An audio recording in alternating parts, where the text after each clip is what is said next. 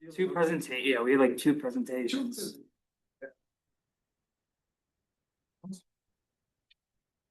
Yeah. And then one question. Then like a question in the end. Questions are cool. Yeah. We need to put the question up. Yeah, we didn't do anything.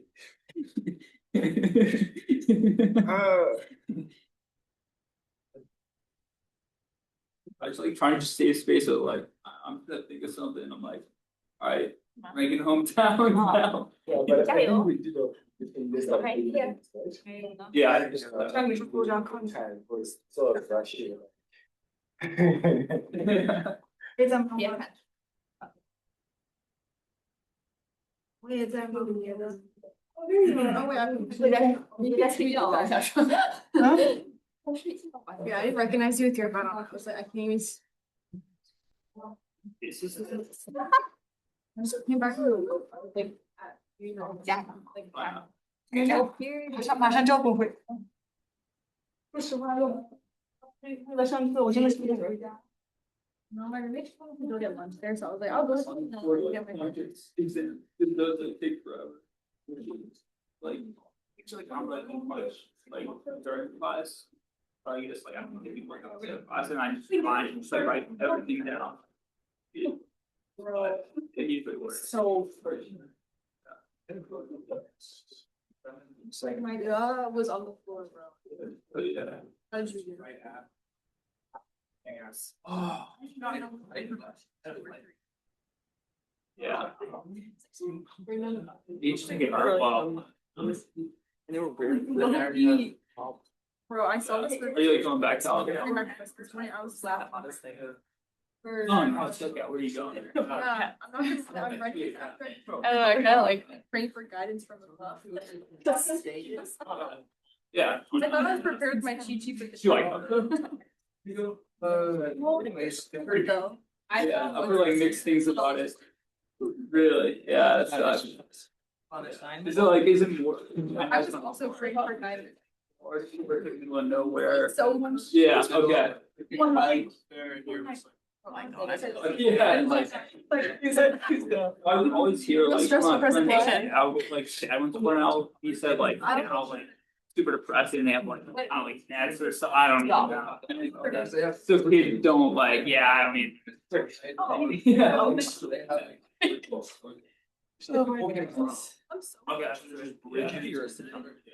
No. Yeah. I was So nice. Like those like going to school and like everyone's like no one actually like like I was in grade school, like I would get like you have to, but like these are like the ones even like use better. There's more fun. Yeah. To print like a 2x. And they're like you're going on yeah. So that's my task. It sucks, yeah. 我遗忘记了。 Like. Okay. Yeah. For minutes. 不说起为什么大问题。 That feeling like always the morning slides. Especially things like culture shots, like always like I've never heard of the most. even like I'm sure like probably not even like Midwest or even like the South, like a little bit like it's so much different. Which is weird because Like, people would definitely wait. You get used to it. Did you do it? like. Yeah. Yeah.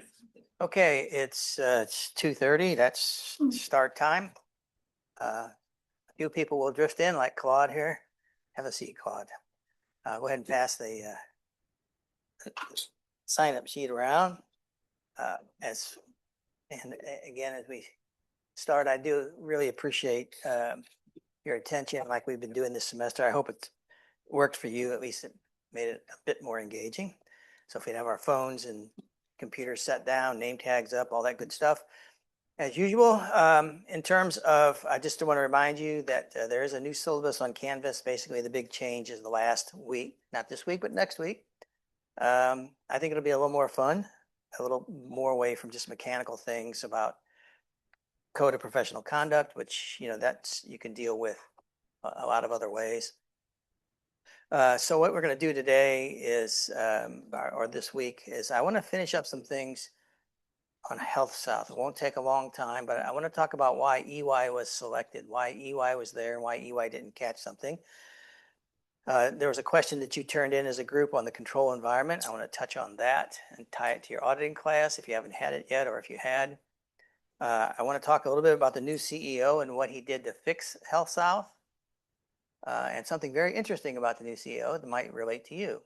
And then moving forward into what we're going to do this week and giving voice to values is to put yourself in the shoes of someone like Aaron Beam, who is one of the CFOs. What could he have done differently? How should he have strategized to get out of the situation he got himself into? And so the giving voice to values is a lot like, you know, how do you construct a game plan to address a problem, a dilemma that you see, okay? And so we'll kind of walk through that. It's really very, I think, very important, because too many times we just go by a gut instinct. We talk to the wrong person, we say the wrong things, and we end up in a much deeper problem, okay? So how do you step back from that and kind of work your way through an ethical problem to a good resolution? Okay, and so they also resign or serve, a very short case, but it's very symptomatic of many, many situations that happen in accounting. And then we'll get into the governance and risk management piece. There are consulting arms dedicated just to that topic, governance and risk management. I'll come into your organization, I'll help you work through those issues of governance and risk management. Where are the threats? How are you going to handle those threats?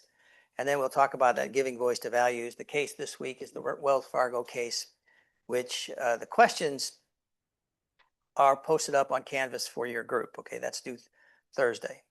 So that is the game plan. So let's take a quick revisit. We kind of almost finished Health South. There were just some details that I thought, boy, this is really worth your consideration somehow or another. Okay. Why was did anybody in your group, I'm going over your group assignments now, but did anybody in any group recognize anything unusual about EY or their relationship with Health South? Yeah, Maya? What I remember is that, like, I believe like one of the CFOs like used to work for EY, and they just have like a lot of connections. So like they kind of like Health South was familiar with the way EY would like review things, their procedures, and like their thresholds for things. And like right below the thresholds, they wouldn't get caught. Because they had to know what the thresholds were, right? So they were familiar with EY's audit methodology. This is kind of one of those, you know, conflicts of interest that is out there in the marketplace. You know, we're in the next, this week, we're going to talk about risk management. And one of the pieces that your book takes off on is what they call conflicts of interest. And if all of EY, if all of your CFOs are graduates of EY, does that create a problem for you in terms of the audit? Does that open up a risk for you? And so, in fact, as Maya pointed out, not only were there a lot of alumni from EY, I think several of the CFOs who pleaded guilty to fraud were former EY auditors, but as a second dose of issue here, they were the largest client in the Birmingham office. So, you know, we don't usually think of the auditor as being kind of a risk in this mix here, but actually the auditor relationship with the auditor was actually kind of a problem because a lot of times what will happen is if you've come from EY and now you're at Health South, you are basically in a certain role at the former firm, and you usually don't go against them. There's a certain relationship you've built up, and so that becomes a kind of a conflict of interest, for lack of a better word, and that's exactly the situation they had there. Oh, EY, by the way, also Maya, you might have picked up on this or not, but they'd actually been warned by a whistleblower in '98 that there was a problem, and they dismissed it. So EY is part of the problem too. The second thing I wanted to talk about was, and oh, by the way, they ended up paying $109 million to settle as a without admission of guilt, but they settled. So 109 million. That's let's see. Let's figure this out. Their annual fees for Health South were $3.5 million. They did that from 1996 to 2002. It doesn't add up to 109 million. So I think they ended up on the very much on the losing side of this deal. Okay. All right. Other thing, in terms of the internal controls, just to remind you, if in terms of the control environment, I know your group wrote on this, but to take you back to an auditing class, if you haven't had it, there's 5 aspects of the control environment. There's the large thing is the control environment. Those are what's called entity level controls. Risk assessment, monitoring are what's called entity level controls. Those are the most important things. Okay. The other ones are transactional in nature. Are they doing bank reconciliations? Do they have proper approvals? Do they have segregation of duties? That's what's called a process level control. So when we're talking about, when the question is, what areas of risk can you identify in the control environment? You could pick on any or all of these, but the big problem was obviously on the control environment. The tone at the top, that is the leadership, obviously was devoid of ethics, but you wouldn't know it to talk to Richard Scrushy. He was very pleased with their ethical situation, bragged on their hotline, their whistleblowing hotline, even though they used that hotline to identify problem personnel, okay, which is a big problem. We're going to see that also in the Wells Fargo case when the hotline is not confidential. That's a big, huge problem, right? The board independence, which again, is part of the control environment, the board not being independent and not properly overseeing things, massive issue. Who they were hiring, if they're hiring everybody from their auditor or they're hiring young people, certain characteristics, a certain kind of person they were looking for, that's problematic. One of these days, this thing will work better. And then in terms on the individual issues, individual accountability and so forth, overly too high a pay for people of that stage of their career doing what they do. So there was all of the control environment was rich with problems, okay, that an outsider, it wouldn't take long for an outsider, I don't think, for an outsider to see this, okay, to see this.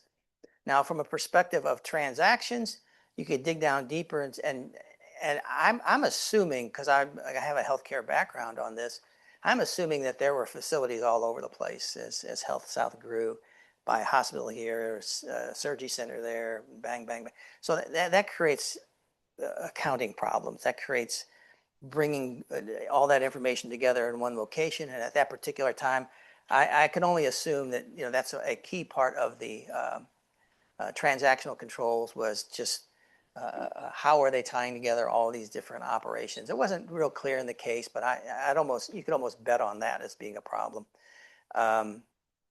Let's see. So, but we can say for certain in terms of the control environment and the transactional piece, the process level controls, that they weren't reviewing asset acquisitions and they weren't reviewing contractual adjustments, and that CFOs, in terms of segregation of duties, were making journal entries, which they're not supposed to do. So all those things were really basic, really fundamental, massive problems at this particular organization. So if you caught all that, that's very good. There's a list there. I'll post this up tonight. You could grab this off of AI, and it would pretty much tell you those kinds of things. The last piece that I think this is pretty interesting piece, and that would be, and this was not for your group question, but I want you to think about this, and it's got a connection to you. Okay, and that is, if you were the CEO taking over for Richard Scrushy, okay, put yourself in that shoe. Okay, then Sandra, you're the new CEO. You see the mess. You know what the story is. What would you do?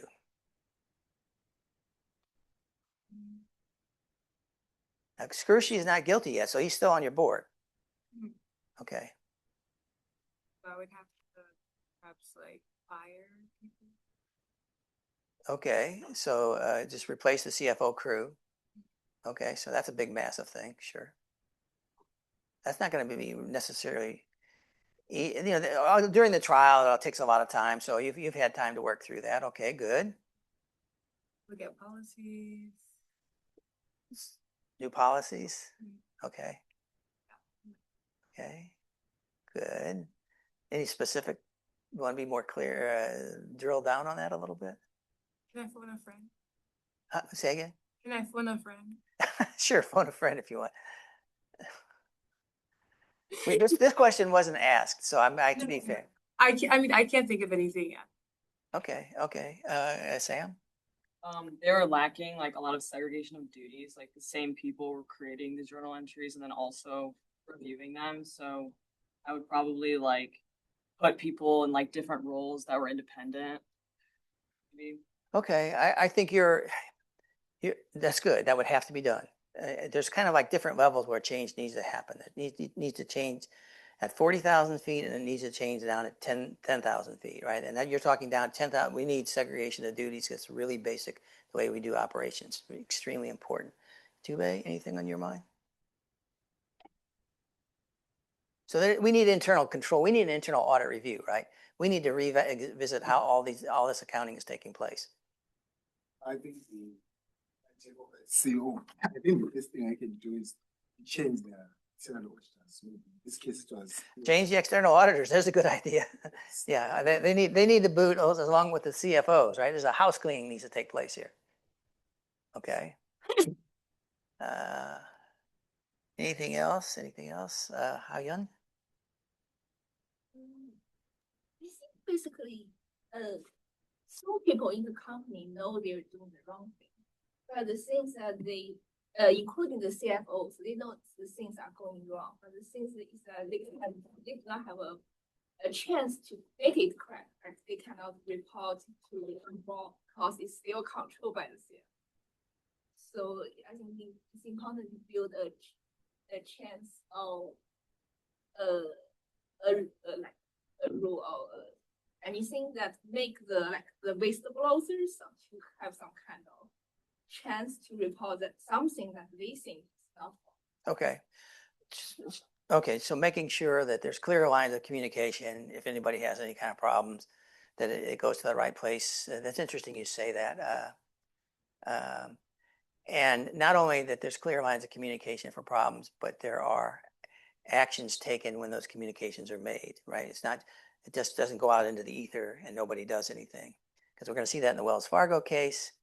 Just last night, I was listening to Warren Buffett talk about Wells Fargo.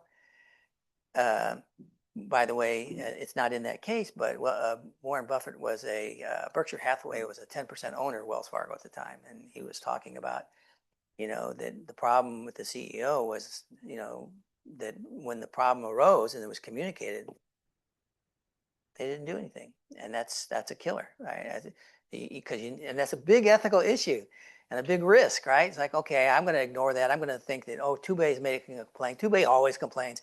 We don't need to worry about that, and then all of a sudden it blows up, right? It blows up because he's right and those kinds of things. So let me tell you what was actually done as far as I can get as the list. First of all, we need outside directors. We didn't talk about the board, right? That board needs an overhaul too. So we need to put more independent directors on the board, flush out the ones that have conflicts of interest. That's a big deal. Now the board, after the change, by the way, the new president is a guy named Jay Grinney. And why is Jay Grinney interesting to you? Because he's a WashU MBA grad that took over, and he ran this show until 2016, and this is what he did. Got more independent directors. The audit committee, he straightened up the audit committee where they were all outside independents, which is consistent with SOX. Separated the CEO and chairman of the board roles.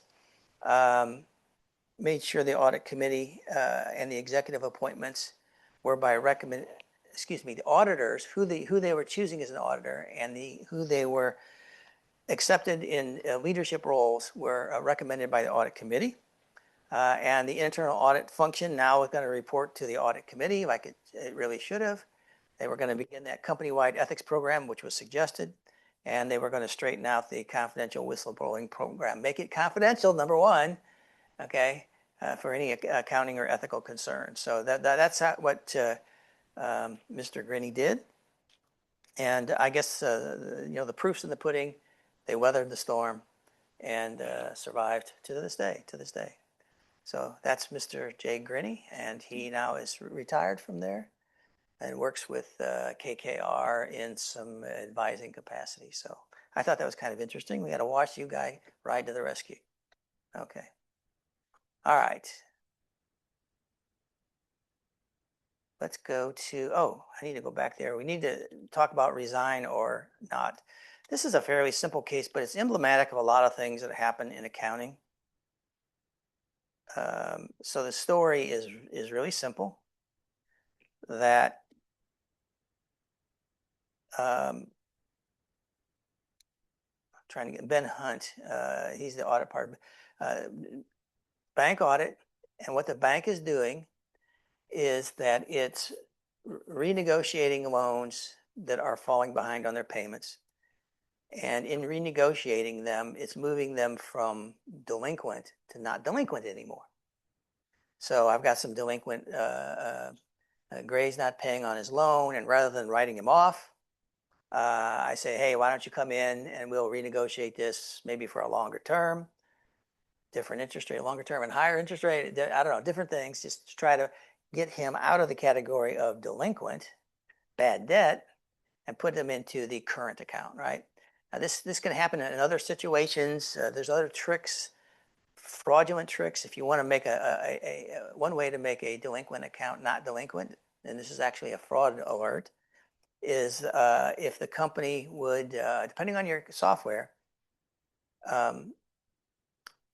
let's say, to go back to Gray, he hasn't paid on his loan.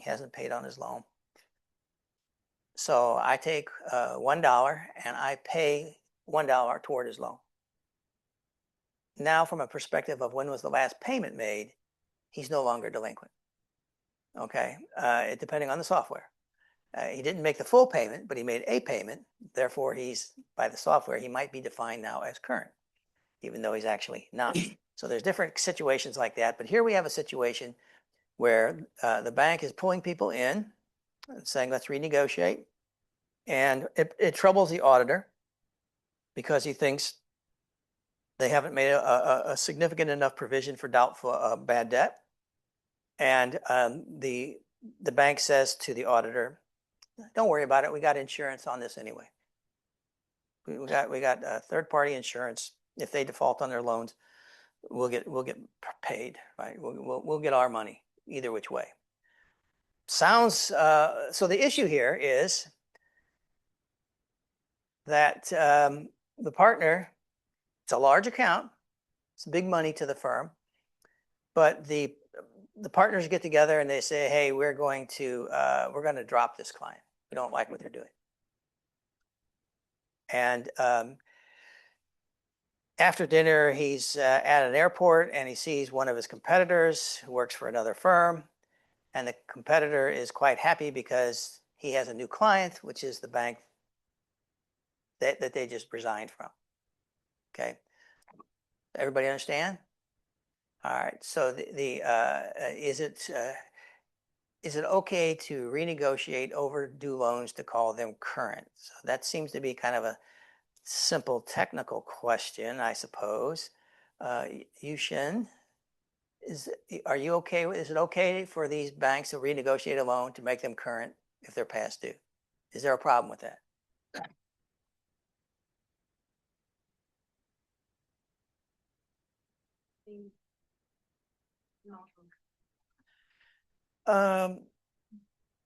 Claude, can you add something on this?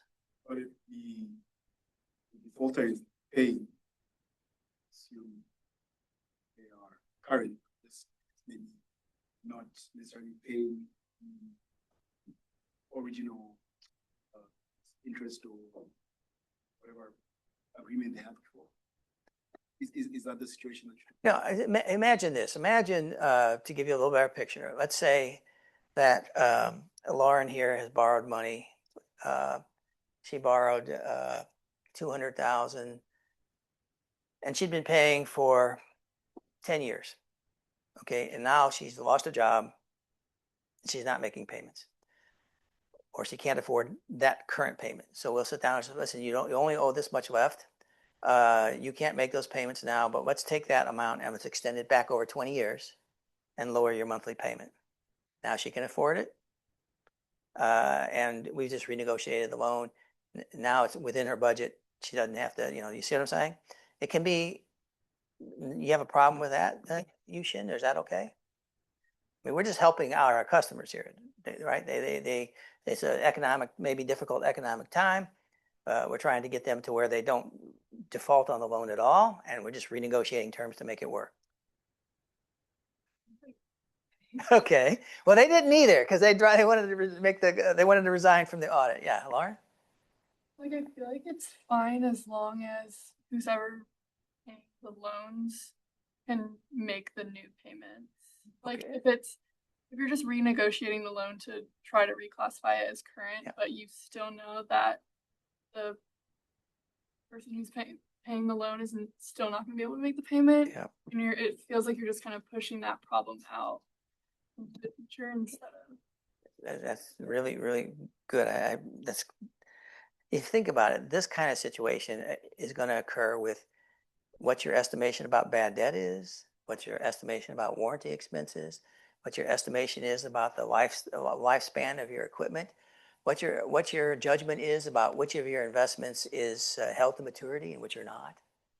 Okay, so there's all kinds of things that that occur where a company needs to make choices. They can change those choices, and the auditor has to go, "Oh, is that okay? I don't know. It sure looks like a scam to hide a situation where they got a bunch of loans that they're not going to get paid."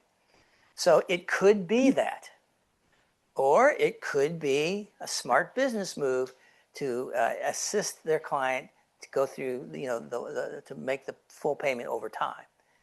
So there's no. Is there a way that you would? How would you tell?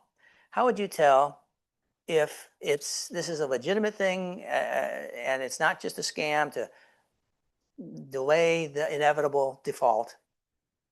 Is there any accounting thing that you could do, Jacob? Any accounting thing that any accounting test to say, well, I'm not going to accept this. I'm resigning because I think it's bogus. I think they're just trying to cover up the fact these guys are never going to pay, and they're just trying to live another day, right? Because if they can get through this year's annual report, that president gets to keep his job, his or her job, one more year or some period of time before it all collapses. They got time to look for a new position somewhere before everything collapses. I've seen people do this. They want to live another day. Maybe it'll self-correct. Maybe it won't. Okay. Jacob, is there anything accounting-wise that you would do to say, well, I did this, and I definitely am resigning. I don't like what you're doing. Is there anything, that you can think about, like an accounting test or some way to evaluate what's going on here? You ask them to send over invoice slips to see if they're actually making payments on the loan. Okay, yeah, if they're not doing at the end of the year, if these deals aren't quickly done in December, you know what I'm saying? Because if they're being done in December, what are you going to do? You see, you're not going to have any payment history. You're right. If during the year, if they were renegotiated in January and February and March, you could see, did it work? Are they now making payments? That would be a great test. And that even if you had a sample of that, you could say, well, it's working in 80% of the cases or something like that, that they are helping their customers get over a difficult time. And then you could be satisfied, and that would be something you'd write up in your notes, that kind of an analysis. But if they were doing them all in December, I think that would make me like Yushin. I think, okay, this doesn't look good at all. This looks like they're just trying to get out of a hole. And is there if they're doing it all in December, is there anything I could do, Jacob, to satisfy myself?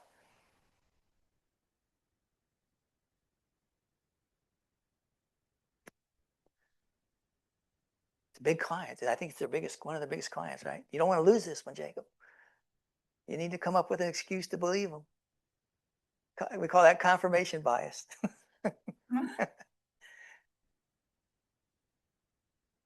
I'm not sure. Okay, anybody? Yeah. That they're not renegotiating loans with particular customers, the same ones over and over. Great point. Great point. Is this the renegotiation of the renegotiation? Really good point. What percentage of these are renegotiations? They're just trying to, you know, this should have been written off long ago. That's a really great point. Yeah, go ahead. Also, did expense versus estimates. Well, those are going to be what's affected in this judgment, right? Because you know, the thing that I was thinking about, if you combine these, Jacob's idea and Faija's idea, is if you had someone in December, if you had if you had a written description of why this is going to work, like did you check their FICO scores? Are they still employed? You know, is it what is it with this situation that makes you think this is a solution, right? As opposed to we just, you know, there's no other reason than they weren't paying, so we brought them in. What's the updated status of the borrower? You know, can we get a more recent FICO score? Kind of basically act as if it's a new loan. And if you would have rejected them as a new loan, why are you renegotiating them at all, right? So that would be the third thing. I think if you layered those three things on top of each other, you at least could come to an opinion.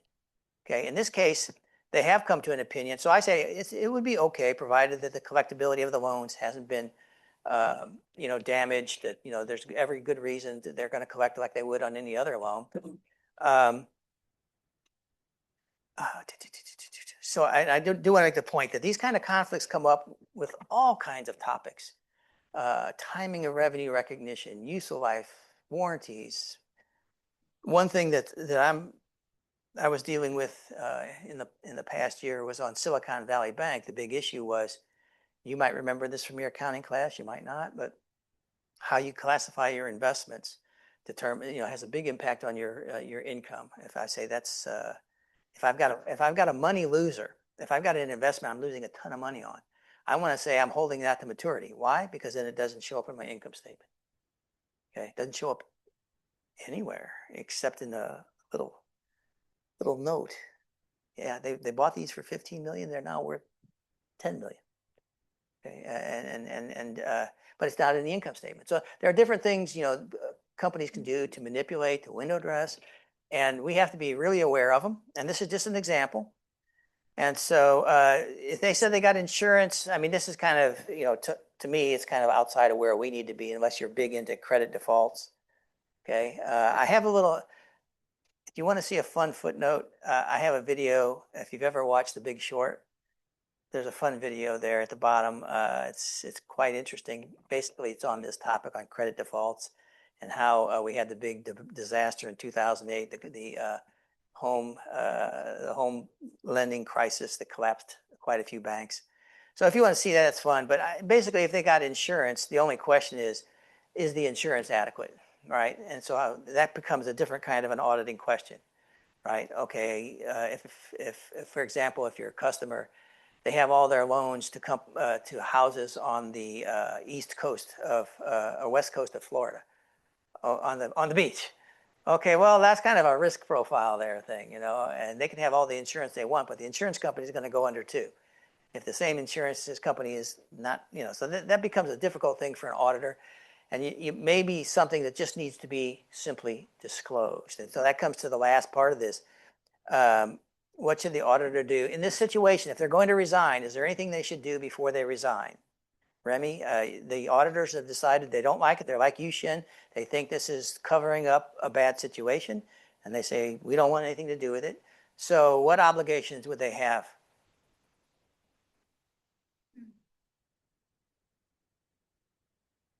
Can they just walk away, say, we resign? We'll send you a bill for the last month of work, and then we're done. Okay, what should they do?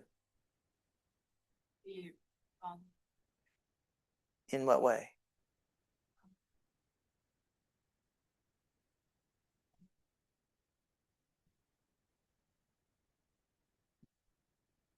a lot of auditing, a lot of these issues are just put your really common sense hat on here.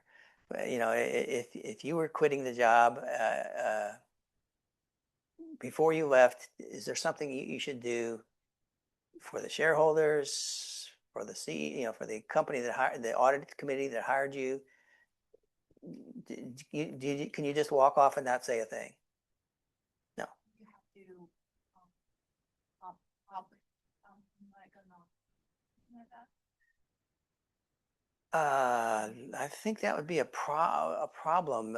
You mean like just put it up in the newspaper or post it on social media? Because we have some confidentiality issues here. But I'm glad you said that though, because I can't go out to the public at large and say I'm quitting because I think that they're pulling tricks. All right, because one, I'm not certain, but it's always probabilistic. But Connor, what do I need to do? I think I'm just thinking for a second. Like as with the insured specifically, or with No, I'm thinking just in terms of I've decided I'm done with them. I'm resigning. They're resigning. So what do they need to do? right, it's have to give like the opinion, like right, like I'm not doing. I'm off the audit. I just quit. I'm done. I'm not going to write their opinion. or maybe Okay.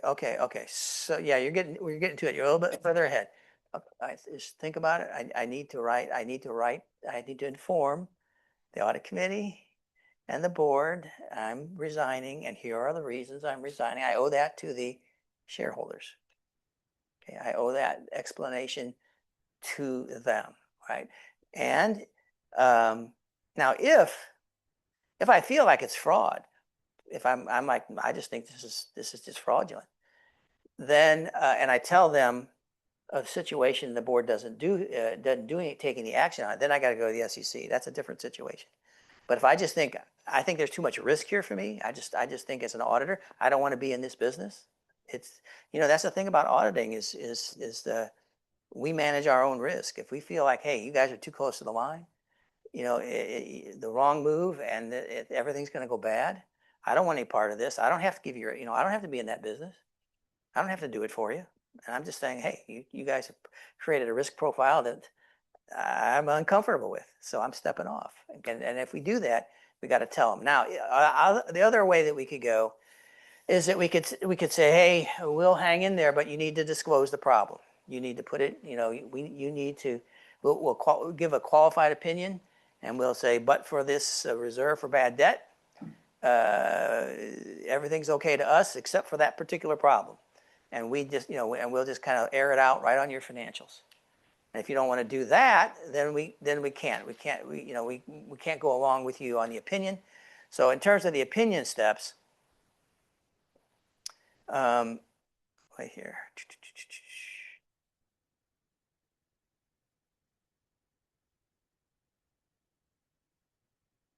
Oops, where'd it go? I had it laid out here. Yeah, we would basically tell them that we're going to issue a qualified opinion. And that means that they'd have to change the financials because the financials are the management's job. If they don't go along with that, then we can't sign off on the audit, or we'd have to give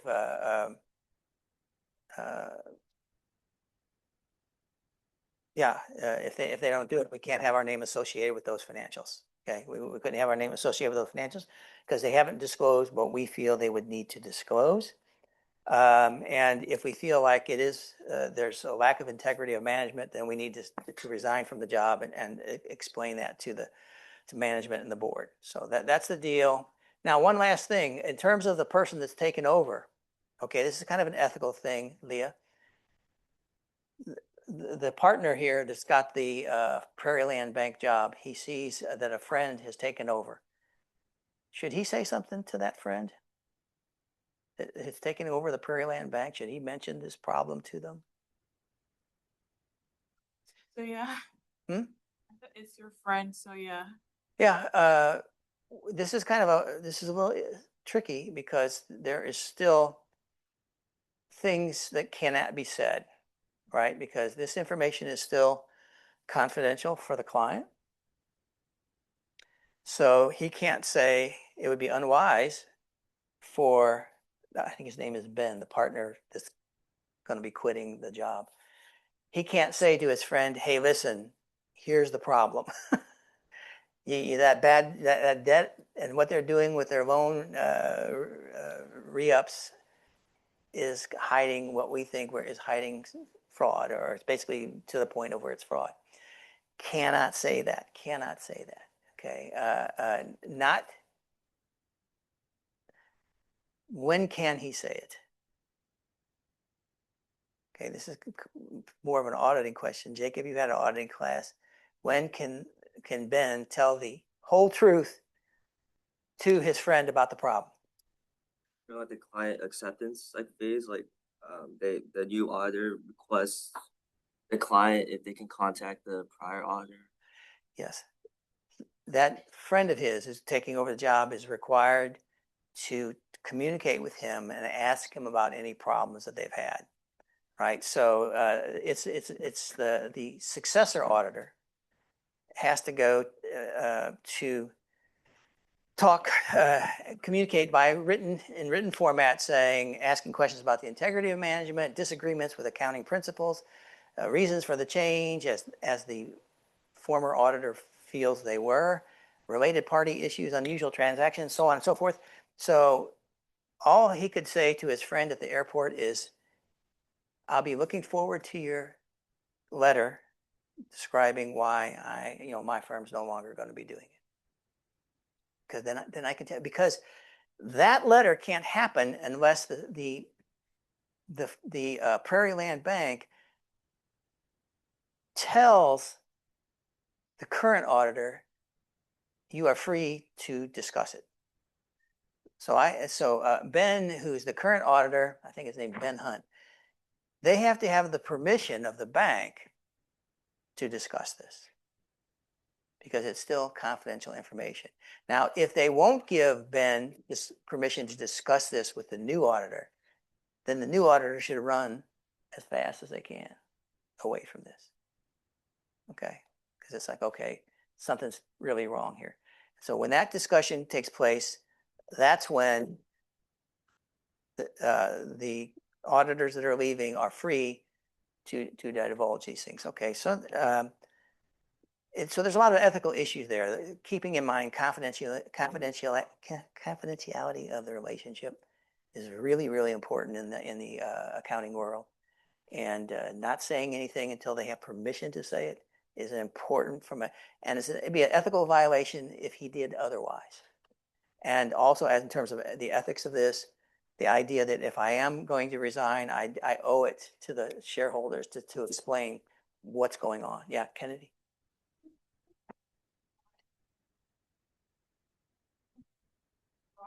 Totally off the hook because they time for it or not. Yeah. I mean, say, hey, it's like we warned y'all. Yeah, they're free as a bird. Yeah. Now, with one possible caveat, and I use this example in my my audit class, and I'm always surprised very few people catch this. So, for example, Kennedy, let's suppose that yes, the current auditor that's going to resign does decide to resign, but this game has been going on for the last 10 years while they have been auditors. Okay, so Jennifer, if the current auditor, Ben's firm, right? Ben's firm is going to quit, but then they realize this fraud has been going on for some time. They just didn't catch it the previous years.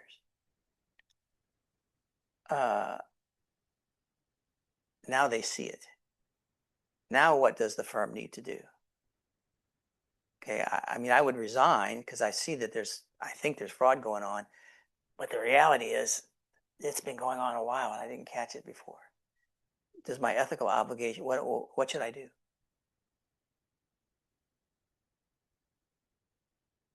Can I just quit and be rid of it all?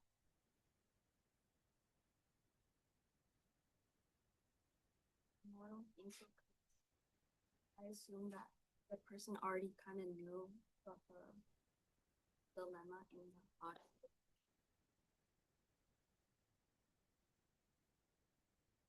Okay, let me ask you more directly.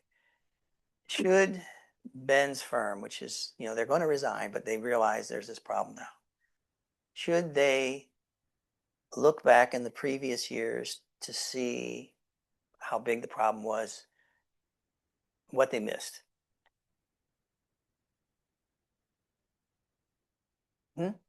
Yes. Okay. Jacob, you know better.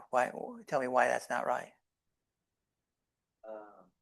Yeah, I was thinking you're not supposed to be. I remember you talking about this. Are you supposed to like give this project to someone else, like in the firm, so that they can review your work? 'Cause Yeah. it's like independence issues. Yeah, you can't review your own. Reviewing your own work would be a violation of independence. You're not. It's like I'm going to grade my own paper, and if I grade my own paper, nobody's going to believe the grade, right? I'm going back to review if I did a good job or not. Surprisingly, I found out I did a good job. So it doesn't work, right? So if they see that it's been going on for some time, then they got to go to the board and they got to say, we think there may have been a screw up. It'd be on us, but you can let them decide. You can hire a third party to go and investigate it, or you can have us do it. But it's only if we disclose, there's a conflict of interest. We would be evaluating ourselves, and you'd have to accept that.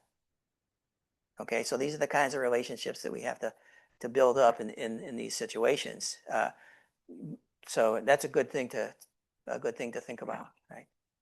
Okay, so resign. Would it be the right decision? It's really it's just whatever risk tolerance the firm has, right? It's an issue. They're going to have to decide what their risk tolerance is, and but should he talk to? What should the other auditor do? They must have a communication with us before they start the audit, and that's when this will all come out. All right, let's go to some new materials.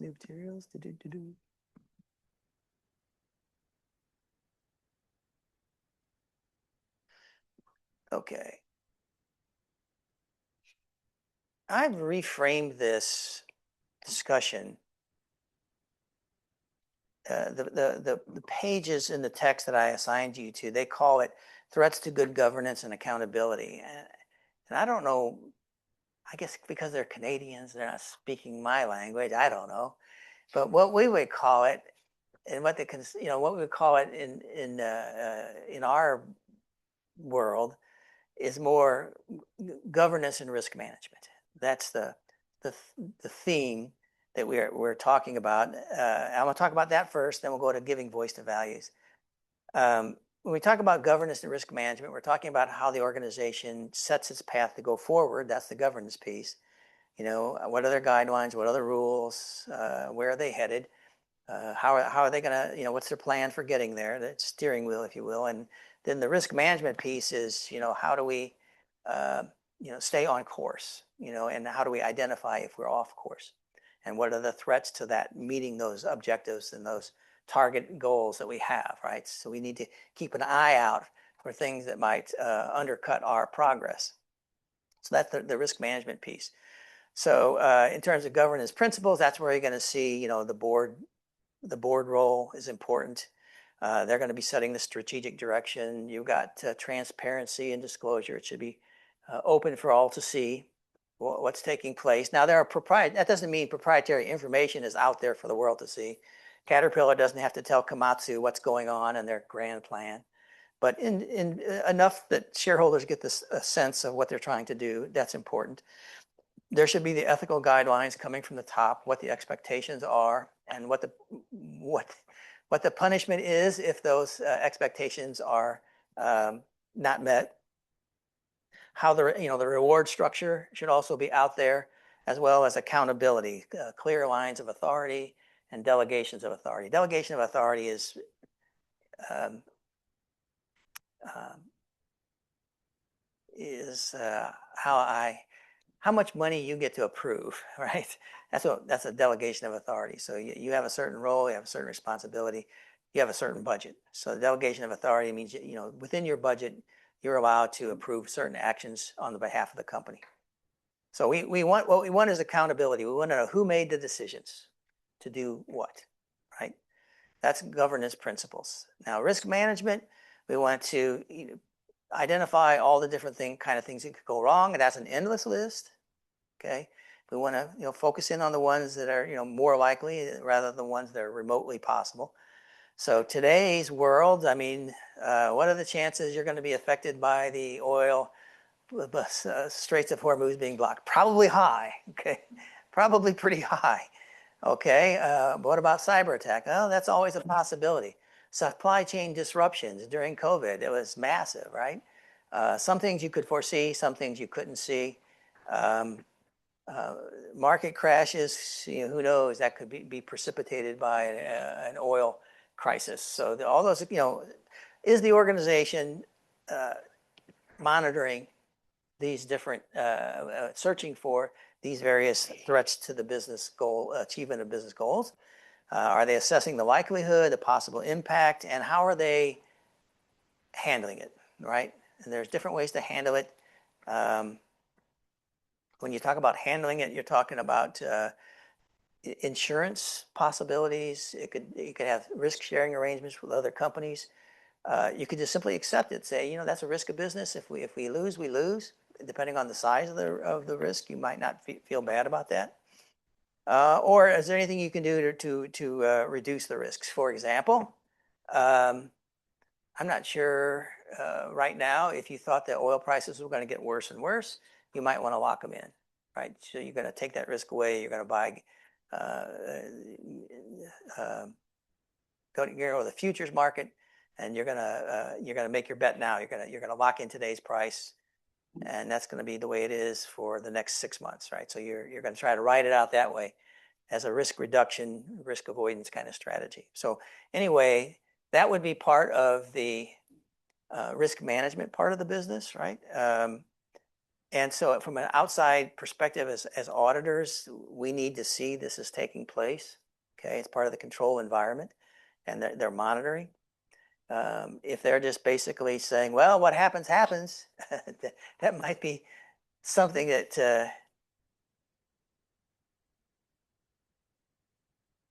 needs some sort of comment, okay, inside the financials, particularly if there's uninsured risks that are just out there in the wind. Okay, so in terms of corporate risk assessment,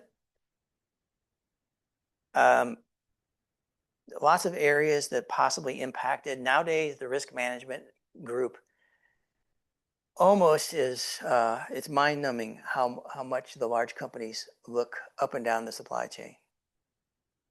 Up and down the supply chain. So let me give an example.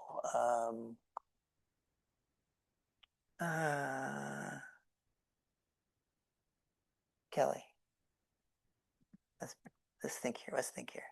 So you've got a company, and you make parts for Toyota. Okay. When Toyota looks at you, and you make brakes. Toyota looks at you. What risks does Toyota think about in terms of your operation? You've got a factory here in St. Louis.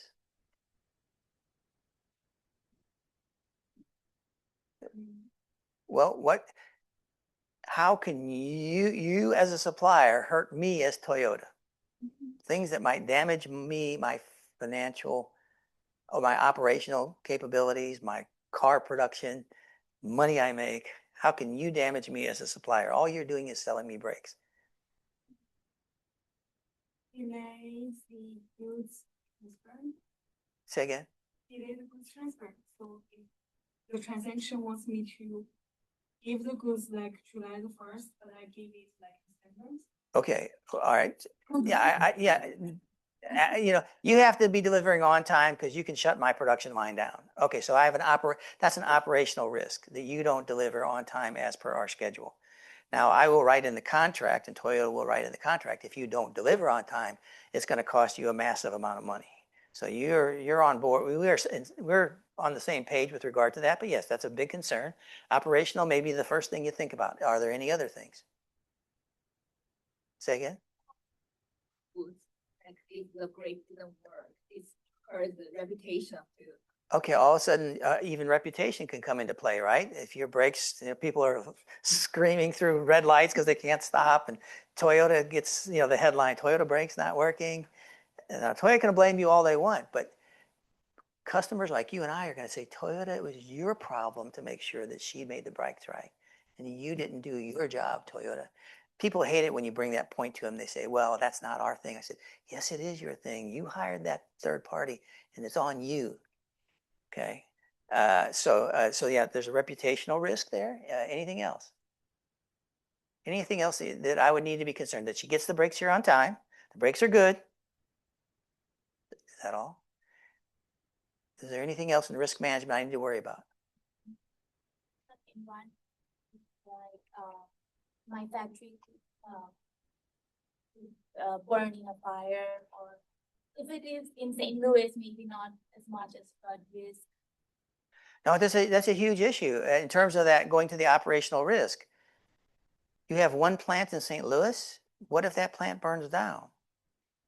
Then where's my brakes? It's like, well, you say, I couldn't get them to you. And suing you isn't going to be much comfort because, my car, I can't make my cars now. So I've got to worry about her risk management in terms of operational capabilities. And I got to worry about, the fact that there's only one plant there. And whether it's a flood or a fire or a tornado, it doesn't matter what it is. As long as she's shut down, I'm in trouble. Okay, yeah. Geopolitical risk as well. Say it's a trade bubble.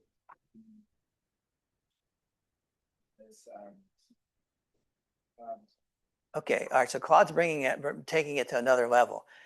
Where is she getting her parts? Is she getting her parts from, I don't know, South Africa? Is she getting from Thailand? Where are they coming from? Does she have secure, stable sourcing? Okay. Because if she says, well, I was looking for this graphite product, but my supplier's factory burned down, or there was in a flood. And I'm like, it's not even on her. It's on her suppliers that are creating the problem, but she still can't get me the brakes. That's where organizations are today. They want to know from their suppliers who their suppliers are and what kind of risks those suppliers represent. Okay, it's getting intense from a business perspective. And I can assure you that if I'm Toyota and Kelly is here in St. Louis, if she can't get a part from wherever in the world, it's on her. I'm going to ask her the same question. It's your job to make sure you pick the right suppliers and manage those risks. You see what I'm saying? And I'm going to be unforgiving. I'm going to tell you how much it's going to cost you every time I can't make a car. It's going to be on you. Okay, that's the way the world turns. Now let's take it to another level. On the information side, we have new risks here that we've never had before, or at least people are recognizing new kinds of risks. Kelly has access, and her firm has access to my car design.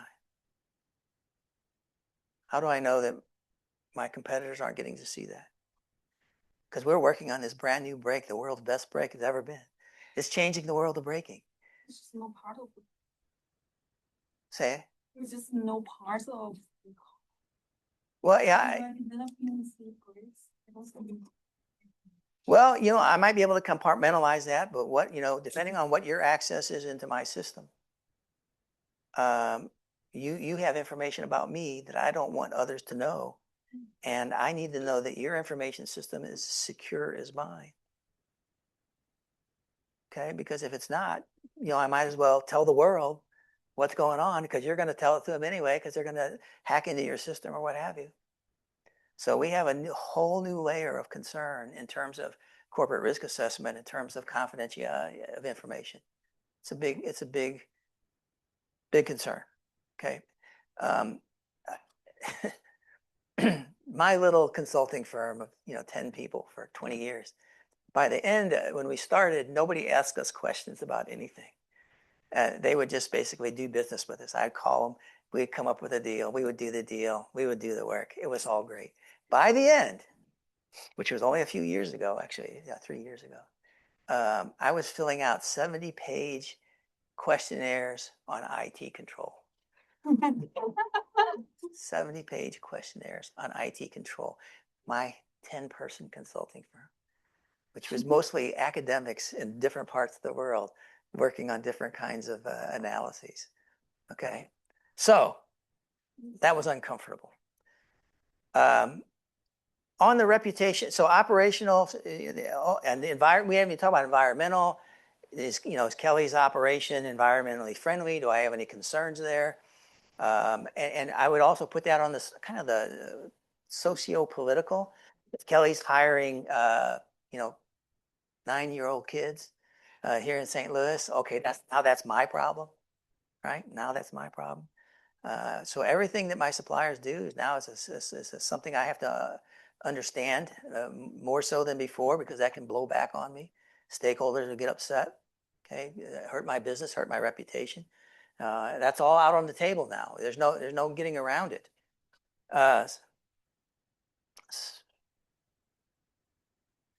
Okay, so just like we have these operational concerns and these large risk assessments and governance matter, we also have ethics risk management, and that's a little bit of a different animal. But an ethics risk is going to exist wherever expectations of stakeholders might not be met. Now, according to your text, they don't think that a normal definition of ethics risk is appropriate. Just what's going to affect shareholders. You know how the book is by now. They're very focused on a very broad view of our responsibilities as in companies, on stakeholders, the community, taxing bodies. You name it, everybody's in there, school districts and so forth. And so how do we handle that? I would say that some of the basic things are, in terms of setting up for managing ethics risks, are treating it like any other business process. So this is a little interpretation of the book. It's a little different kind of from me, but I've spent a lot of time with business processes. And if you're going to have any meaningful ethics risk management, then you have to have clear-cut guide rules. You have to have someone assigned to manage those rules. Someone assigned to manage those rules also is evaluated for their performance, and they are rewarded for their performance, and that they are to maintain those, day to day, in and out, and report on an annual basis, at least on an annual basis, probably on a quarterly. And then someone to review the reviewers, to review the leadership. So in other words, if you just throw an ethics code out there, basically it's an entirely meaningless thing. It's meaningless. Okay, you can. I'm not sure I'm going to show it this time, but I have EY's ethical statement. I might come up with it. If you see EY's ethics statement, it's a work of art. The same one the same one was in place when they were cheating on the ethics exam and got a $100 million fine. Unless these things are woven into the fabric of the company, business processes don't create themselves. They have to be developed, and there has to be assigned responsibility. So that's always the trouble with business is if it's everybody's responsibility, it's nobody's responsibility. That's the way it works, right? If it's another duty as assigned, it's not working. Okay, it's a broken down process. All right. So I'll give you an example. How about this for a little bit of fun? Let's talk about reputation risk, and then we'll move on to giving voice to values. Banks in the U.S., and this is still in flux, but they are to guard against reputation risk. Okay, so what reputation risk is in our banking world is the potential of negative publicity regarding the bank's business practices, whether it's true or not, and that might cause a decline in the customer base, costly litigation, or revenue reductions. So if you're a bank, you don't want reputation risk. I'm gonna make Claude the banker here. Claude, you're now the bank owner, and Jeffrey Epstein wants to deposit in your bank. Okay, you okay with that? Right now? Right now. Or Well, a few years back. A few years back. Okay, you're gonna take his money. I mean, JP Morgan Chase took his money, right? Would you have taken his money? I have taken his money Yeah. before all the revelation. Like, I would say yes. Yeah, well, yeah, you don't know, right? Right? The rumors, what are rumors? You're not an investigator. It wasn't your job to investigate. Okay, what if one of your depositors is a gun seller? I guess, is his business legal? If he's got a license to do it?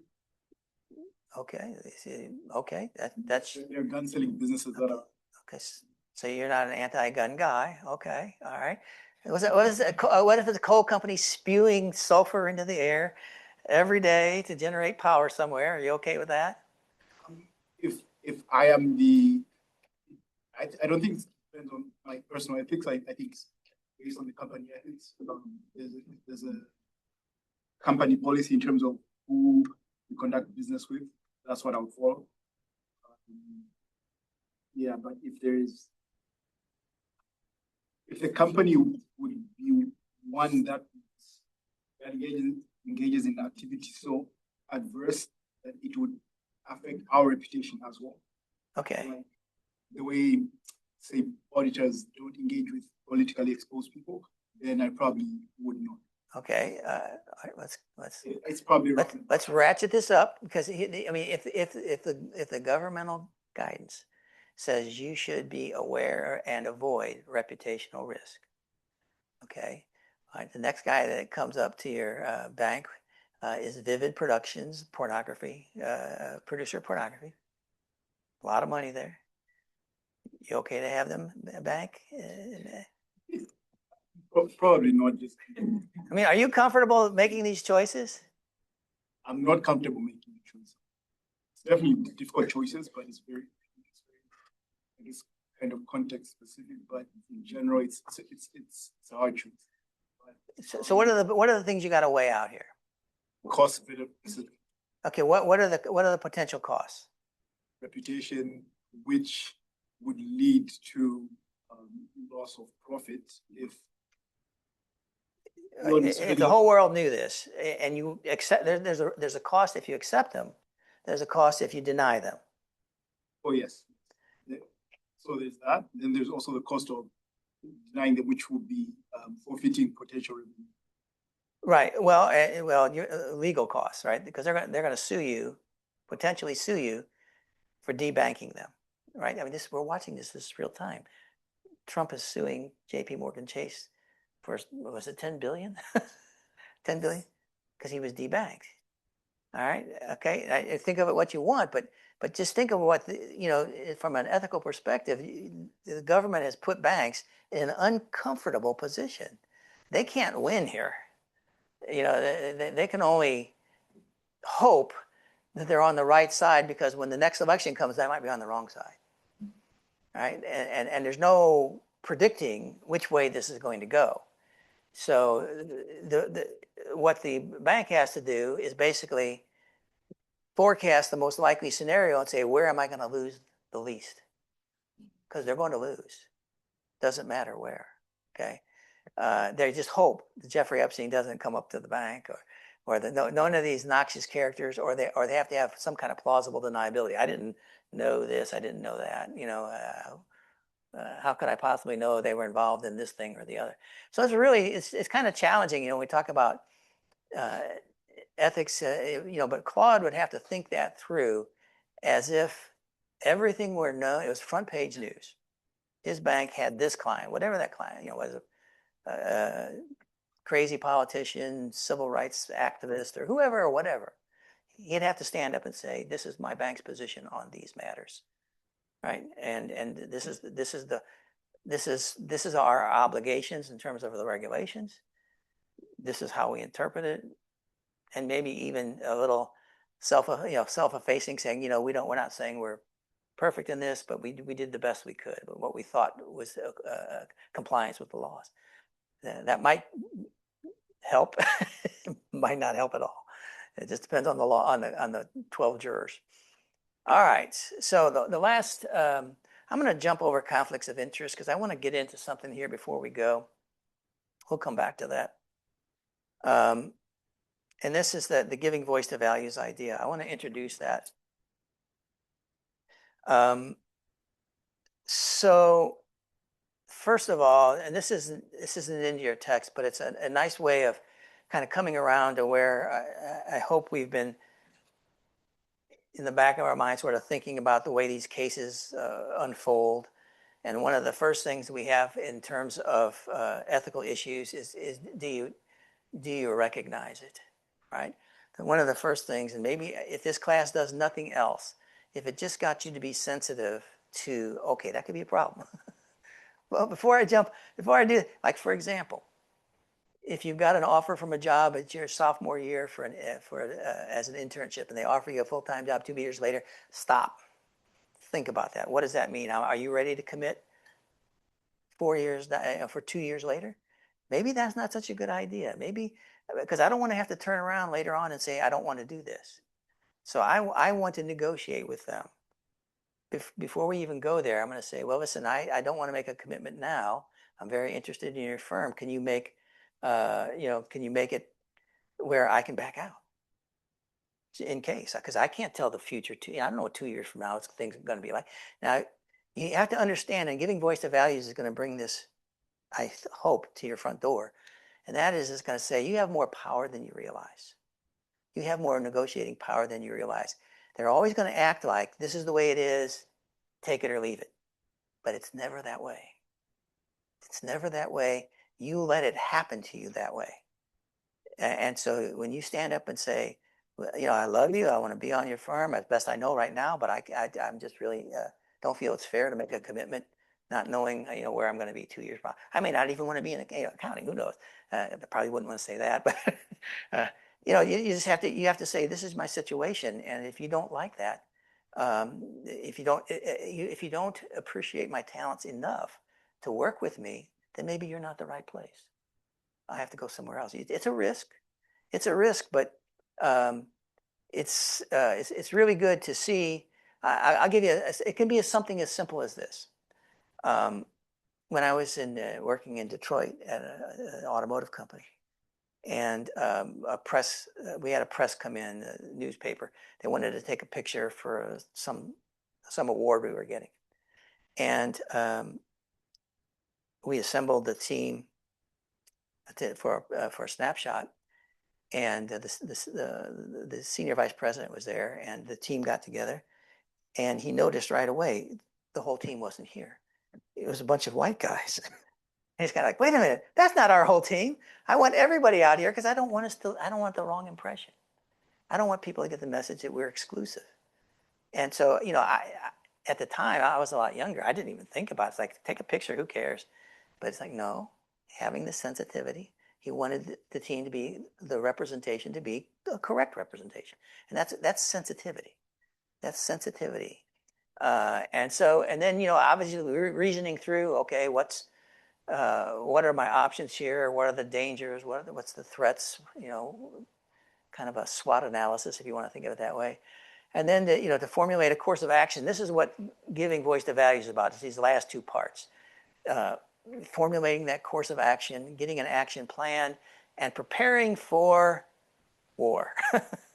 Preparing for war, because for reasons we'll talk about here, because if it's an ethical dilemma, there are probably going to be people who want to do different things than you want to do, right? And they're going to need persuading.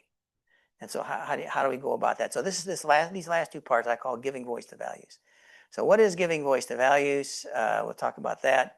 It's a lot about developing this plan, understanding what other people are thinking, putting yourself in their shoes, and then figuring out where the levers are so that you can change things. It's almost somewhat political in a way, but the main thing is in your plan is the reason they call it giving voice to values is that you rehearse how you're going to get through this, okay, and what they call a moral muscle memory. When you see this situation, you know, your feet are in concrete, you know what you need to do, but you have to work with others, okay? You know where your bottom line is, and that you're not going to get sidetracked or do, like, for example, Aaron Beam, if you remember the video, he said, I knew it the first day when Richard Scrushy lied about me, and I didn't do something. It was the very first day. He knew. If he would have been prepared for that or had been more thoughtful about it, he would have pulled him aside right then and said, no, don't do that. I don't need you to frag me up. So appreciate it, but don't do it. What kind of change that would have meant right there? That simple thing would have changed the whole dynamic. So having a sense of working out how you're going to communicate about this, sometimes literally rehearsing verbally what you're going to say, is important. So part of the framework is, when you've got a dilemma of some sorts, you identify the problem and you gather the data that you need. One thing it will be very embarrassing to you is if you make some assumptions that are incorrect. Get the data. I just talked to a friend of mine earlier today. He was very mad with his accountant and he was going to give them hell. And I said, before you do that, they may not have made the mistake that you think they made. You better check it out because otherwise you're gonna look the fool. So make sure you've got the story straight, that you gather all the data that's necessary, and then do the proper evaluation, analysis, whatever it takes to get the facts straight. There's nothing worse than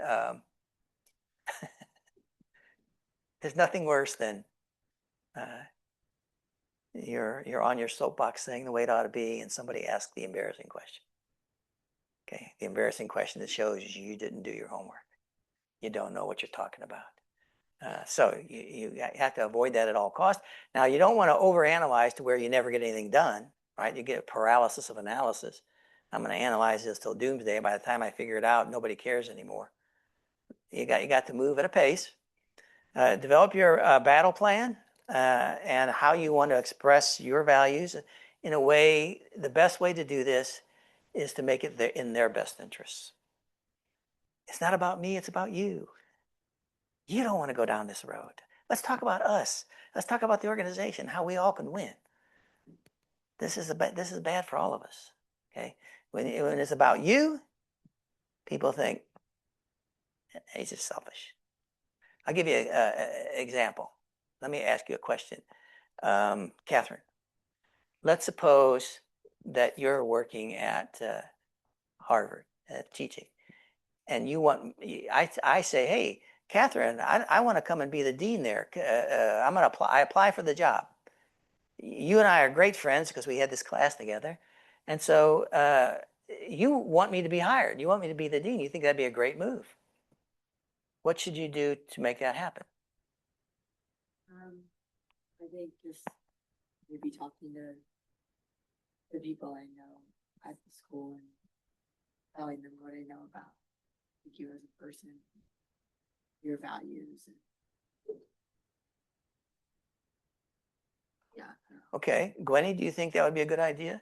That Catherine should go around talking to faculty friends and talk about, how good, I'm a good person to hire. That'd be knows I do a good job. So that's what she should do. Kind of start a little buzz and try to create some movement for hiring me there. Is that a good idea? Maybe only just talk to yield or human resources. Okay, I don't know, HR, that's a different animal. Yeah, Or kind of like if it comes up, like, I don't think that you should be like, you should knock, you don't want to go door knocking to talk Right. about me? right, but like if you have a say in it, or if someone asks you. Okay, you're backing off on supporting me, Catherine. Well, no. I mean, I was counting on you. I don't think it should come across as like super biased, like telling people what they should, Why not? because I think that can kind of take away the credit. Okay. So the reason I bring up this example is I had this happen to me. I had a friend, a person who was on my doctoral committee, apply to be dean at the university that I was at, and I loved him. He was a great guy. I made the mistake of talking to people about it. Why? Because when they assumed, oh, Palmer, he wants this guy here for selfish reasons. How can I? So I without knowing it, I was communicating. I was the way I was just to say nice things about him was making people think that I was looking out for me as opposed to for them. And so I learned my lesson. No, don't be. And Catherine kind of caught on to that when she kind of backtracked a little bit. Well, if they ask me, and that's probably the best way to go is to say, hey, I'm. He was, I know him from WashU. I know if you want to know, I'll tell you what my experience. But even if she's enthusiastic about it, it might be dangerous because people are going to interpret that in a it's thinking those things. I didn't think it through. I learned the hard way, and there's a sad unwinding to that too because oh my gosh, he got the offer. And he turned it down because he was only negotiating for a pay raise where he was at. So I look doubly stupid in that, So you want to know, if I would have done more of my homework and if I would have been a little more mature in approaching these things, I wouldn't have made the mistakes that I made. It's the way it works.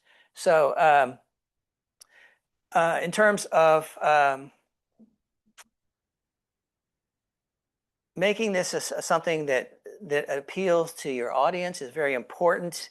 And then having kind of a plan of, who you're going to talk to. Kind of Catherine said, if somebody asks me, who is it, at the lunchroom, maybe you want to pull aside somebody and say, listen, I don't want you to take this the wrong way, but I do think this guy's good. I'm not going to say anything more about it, but I'm just saying, think about that.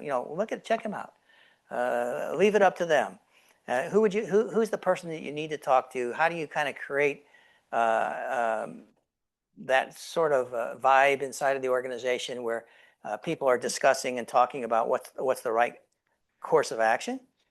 There's even in some cases a sequence to the argument. You might have to think, well, I need to get him here first, and I need to take him to the next level, depending on what kind of problem you're addressing. One thing that people don't think a lot about that's actually very, very important in ethical issues is, why are people, would they oppose what you're trying to do in terms of what's the right thing to do ethically? A lot of times it's because there's a money issue, there's a time issue, that you want to do the right thing, but that's going to take more time, it's going to take more money, and that's coming out of somebody's pocket, maybe coming out of somebody's pay. And so if you don't appreciate that, you're not going anywhere. Okay, so you have to understand what the cost is to those that you're trying to convince. Okay, maybe you think we need to do additional inventory work. And my supervisor, they're so concerned about the time budget. Okay, how am I gonna get my supervisor to change their mind? Do I instantly go up to the partner and talk about my problems, or do I talk to my other staff accountants and try to, maybe we can approach them as a group and say, hey, listen, we're uncomfortable with this. What's the right strategy to go there? Okay, it makes a difference, but if you understand that maybe that supervisor, they've been having trouble keeping their audits on time, and their job is actually on the line. If you don't understand and appreciate that, you're probably not going to be one that can influence them to do the right thing here. Okay, you would have to convince the supervisor, listen, if we do this, at the end of the day, perhaps we'll actually get it all done faster. And we'll have all the risk managed. So those are the kinds of, we'll talk a little bit more about this on Thursday. And then the Wells Fargo thing is up for your group. We will see you then. Seating chart or seating assignment thing or They say, sign up sheet, where's that at? 我看那个观众跳到笑出来了。笑出来。Oh, yeah. If it sounds like. No, I was gonna say you gotta go tomorrow.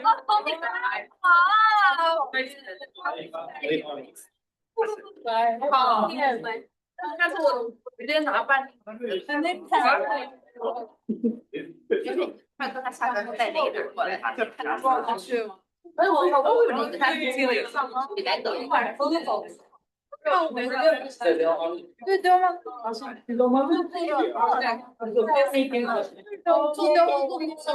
吗？免费吗？是一个 core 上面一个 suicide thing that in Kansas, I think it's 2 years, in Missouri it's 1. And those are the 2 with clients they deal with, so, Okay. yeah, That's which the is thing interesting. about insurance. Yeah. So that's a complaint, I guess, those are trying to bring. They would never listen to me. But I enjoy talking about it with them in school. They have to take like tests every single year to like get updated with the in specific. Yeah, but some. Oh, yeah. Yeah. I dropped one. Yeah. Did they have their own? Yeah, my dad technically works for Northwestern, but both of them can kind of sell whatever. Okay. So, Like an agency. yeah, it's interesting though, seeing that dynamic. They kind of work with each other. So like my mom still has her own clients, but she also has clients. So yeah. Is it a family business at some point? Maybe? I don't think so. You might be Maybe. surprised. Yeah, well, but and my dad I know does it's a great business for him, but he has to be extremely pushy. So